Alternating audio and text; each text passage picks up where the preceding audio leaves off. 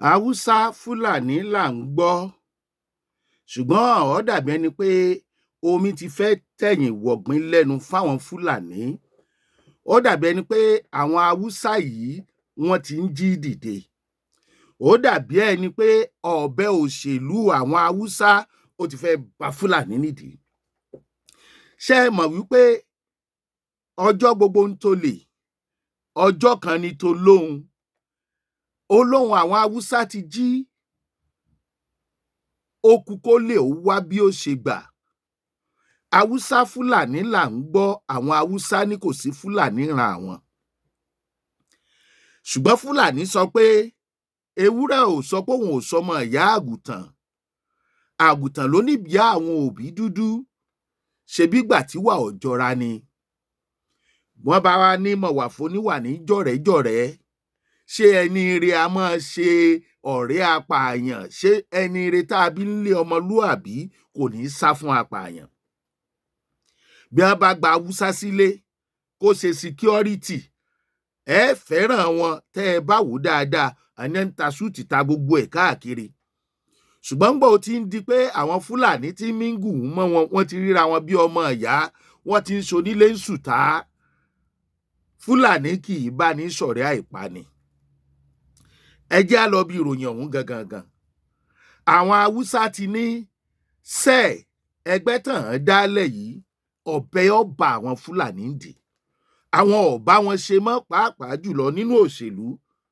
Tẹ́yìn náà bá wò dáadáa, tí Fulani bá sì ń láǹfààní nínú òṣèlú tí wọ́n wà lókè lórílẹ̀‐èdè Nàìjíríà, orílẹ̀‐èdè Nàìjíríà ò lè rójú débi pé yóò ráyè torí èrò inú wọn. Ṣùgbọ́n ṣé yóò rọrùn bẹ́ẹ̀? Àwọn Hausa ti jáde pàmí fídíò ẹ̀ràn yìí. Wọ́n ní rárá o, àwọn ń ṣe Fulani. Tá a bá dẹ̀ ní á béèrè lóòótọ́, níbo nílẹ̀ Fulani wà lókè ọya? Kí ló dé tí wọ́n pa wọ́n pọ̀ mọ́ Hausa? Wọ́n fàlejò mú nílé, àlejò yarí, ó fẹ́ gbalé lọ́wọ́ onílé, ó bẹ̀rẹ̀ sí ní po onílé, onílé náà wá padà yarí. Àwọn Hausa yìí sọ̀rọ̀. That all those people that are occupying the political positions are not Hausa. Well, it is Hausa people that took them to that position.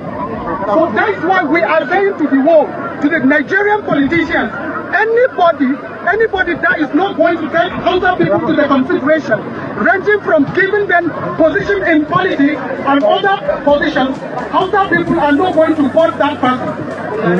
We are not going to vote for that person. So Hausa people need to be given very good consideration. You can see that all these people here coming on my team, take all these people. Discover them. All of them are Hausa people. All of them are Hausa. If in time for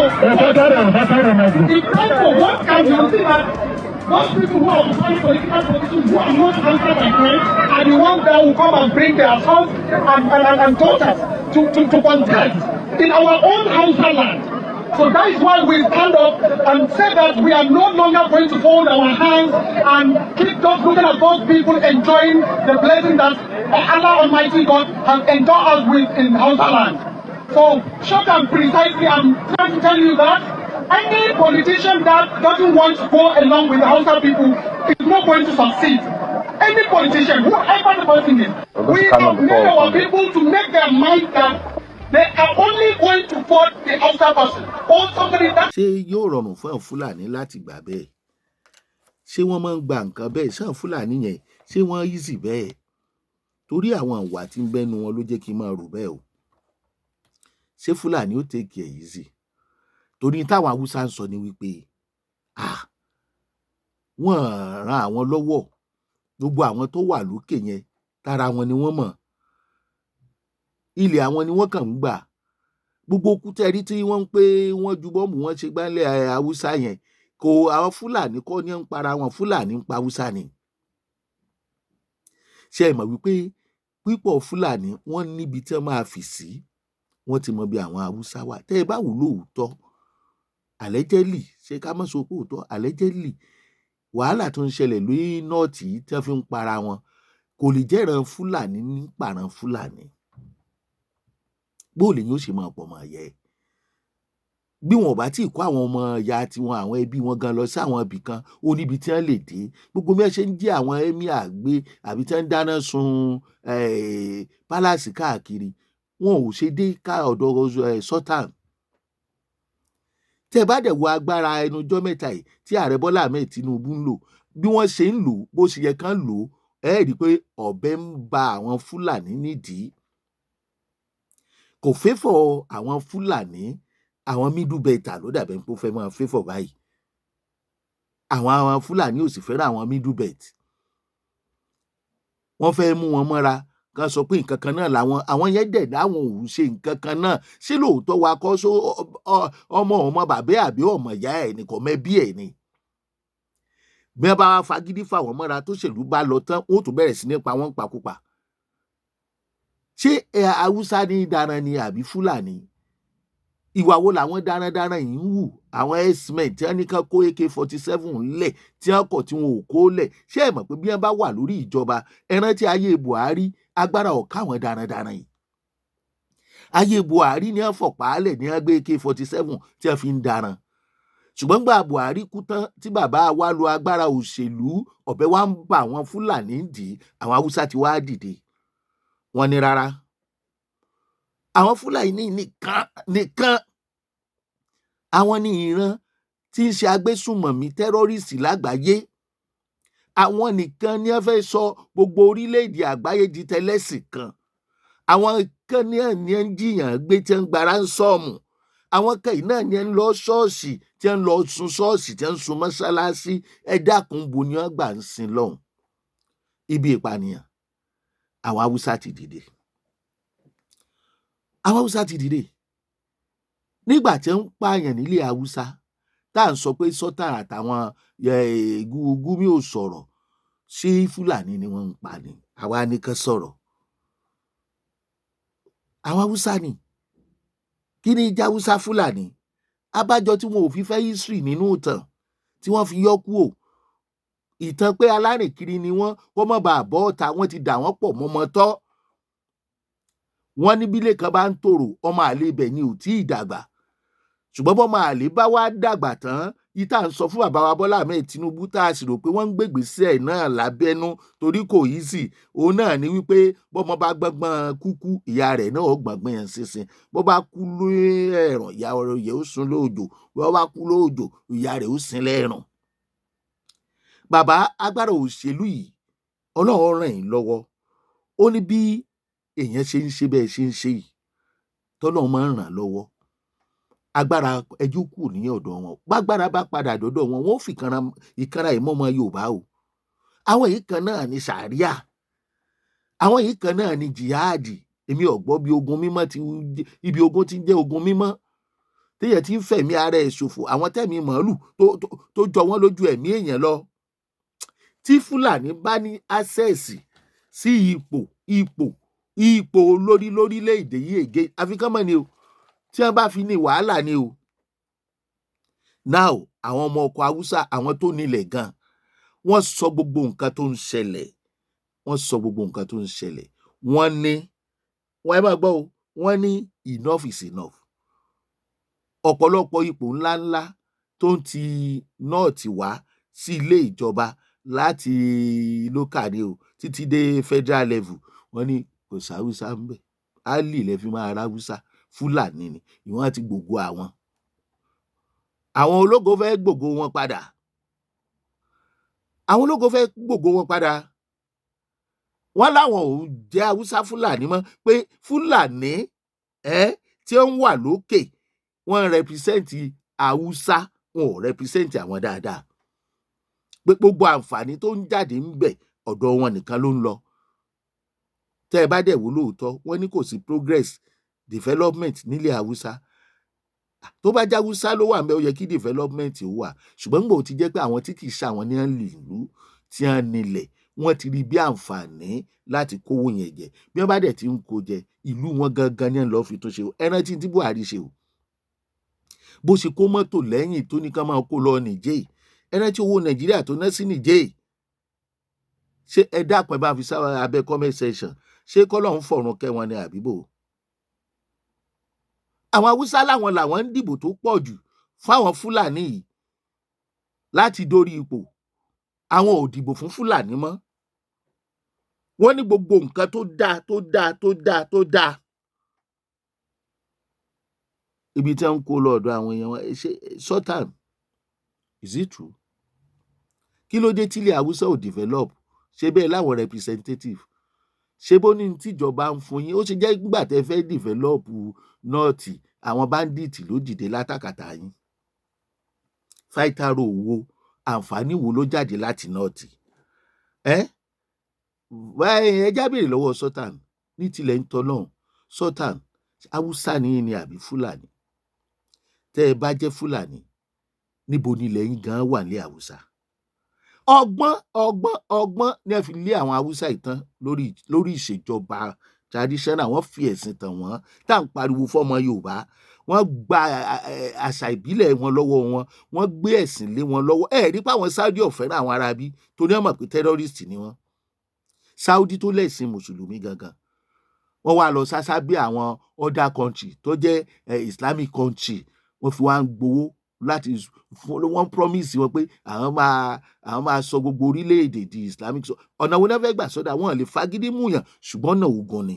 Irú ẹ̀sìn wo nìyẹn? Mi ò sọ pé ẹ̀sìn Islam ò dà o. Ẹ̀sìn tiwọn ni mò ń sọ, Islam tiwọn ni mò ń sọ o. Ẹ̀yin tẹ́ ń pariwo ṣàríà nílẹ̀ Yorùbá, ṣe ráyé yín lóde? Níbo ni ilẹ̀ Fúlàní wà nílẹ̀ Haúsá? Kán tiẹ̀ sọ àbá wọn. Irú àwa ní ìsìn tí wọ́n bá lọ́ máa bá abo ni wọ́n á sọ ibi àbàtà ti wá. Àmọ́ ṣe nǹkan pẹ̀lú àwọn Fúlàní o. Abẹ́ wọn ni Boko Haram, ISWAP, ISIS àti bẹ́ẹ̀ bẹ́ẹ̀ lọ ti dìde. Kí wá ló dé tó jẹ́ pé tó ń dìde lọ́dọ̀ yín development ti yín ìfẹ̀míṣòfò ni? Àwọn ọmọ ọkọ̀ Haúsá dìde sẹ́ẹ̀, wọ́n láwọn ò ṣe mọ́ pẹ̀lú Fúlàní. Àwọn ò dìbò fún wọn mọ́, ṣùgbọ́n a mọ̀ wípé àbọ̀dé rẹ̀ yóò lágbára o, kàn náà má dúró o. Gbogbo nǹkan ìjà ogun tí wọ́n fi ń ṣe terrorism ó ti wà lọ́wọ́ àwọn Fúlàní yìí. Àwọn bàbá wọn ò dẹ̀ sọ̀rọ̀ bí wọ́n ṣe ń pa wọ́n tó nílé Haúsá. Ẹ̀yin lẹ́dẹ̀ bọ́ọ̀tà yìí ní ìsìtẹ́ ní kándídéètì tí ìbá ti ṣe ta Haúsá dìbò fún, wọ́n sì ń pè ní Haúsá Fúlàní. Kábíyèsí Olódùmarè. Irú ọgbọ́n wo bó la ṣe débi tá a dé yìí? Ta ni Fúlàní tí ó negotiate kí àwọn ará ilẹ̀ Europe tí wọ́n so wá pọ̀, tí wọ́n sì gbéyàwó àpàpàǹdodo fún wa kó tó di gbọ́n so wá pọ̀? Irú ẹni bí wo làwọn pípò yìí?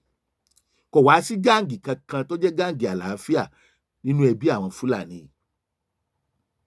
Kí ló dé tó jẹ́ pé àwọn kan lòòyàn? Là ń sọ fáwọn ọba alẹ̀ wa pé kán rọra.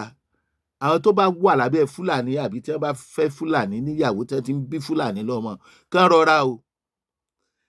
Torí mi ò mọ bí ọba alẹ̀ Yorùbá ó ṣe fẹ́ Fúlàní tí ó bímọ ọkùnrin tí Fúlàní ò ní padà jọba. Tí Fúlàní ò bá wá jọba tán tó bá tún bímọ náà, Fúlàní ò tún jọba. Ṣé ẹ rí i pé wọ́n gbalẹ̀ wá díẹ̀díẹ̀? Èmi ò ní sọ nǹkan kan o.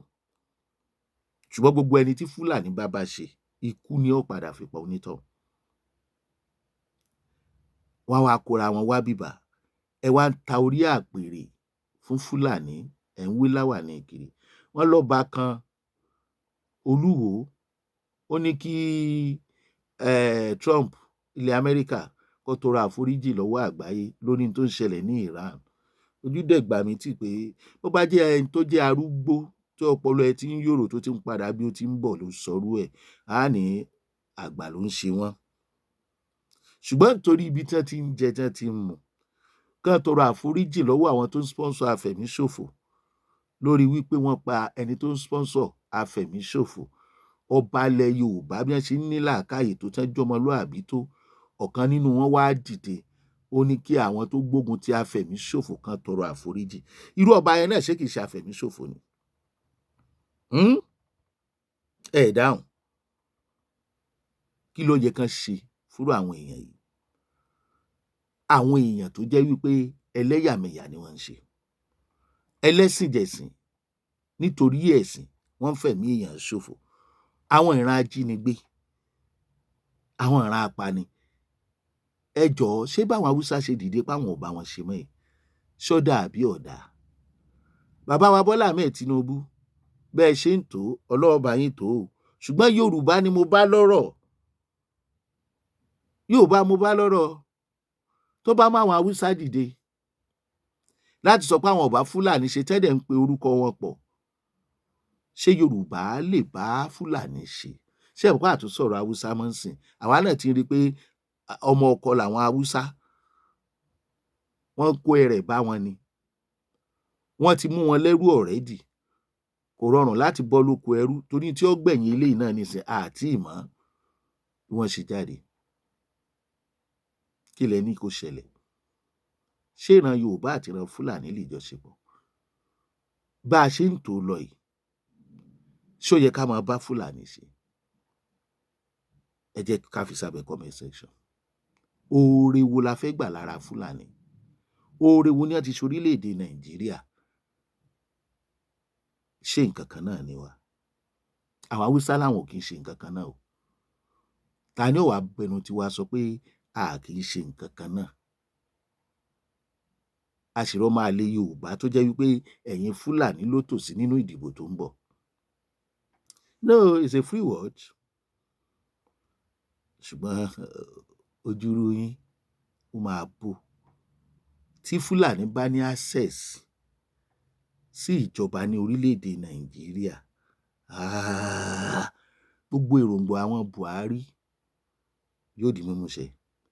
Èròǹgbà àwọn tí wọ́n fi ṣàríà sínú constitution 1999 tí wọ́n gbé lé bàbá Ọbásanjọ́ lọ́wọ́ tí wọn ò pariwo yóò di mímúṣẹ. Àṣírí ẹ̀yin ẹrú Fúlàní nílẹ̀ Yorùbá máa tú. Alálẹ̀ ọ̀pìlẹ̀ yóò padà bá yé yín jẹ ni. Bẹ́ẹ̀ ló máa rí. Ilẹ̀ ò sì ní gbèyìn torí ilẹ̀ kì í gbé òṣìkà. Gbogbo ẹ̀yin tẹ́ ẹ ṣèkà fórílẹ̀-èdè Nàìjíríà, pàápàá jùlọ ọmọ Yorùbá, ilẹ̀ kì í gbé òṣìkà o. Wọ́n lè má rí òkú yín sin sínú ilẹ̀, kókù yín di jálajàla. Ìkànnì Jùgbà Màsálẹ̀ tí ń wò wá, Ṣeun Agboola lórúkọ tèmi. Ẹ ṣé bẹ́ẹ̀ ṣe ń darapọ̀ mọ́ wa o. Bitter truth ni, ó korò àbí? Ọlọ́run nìkan lọ́ba tí mú níṣẹ́ ibi.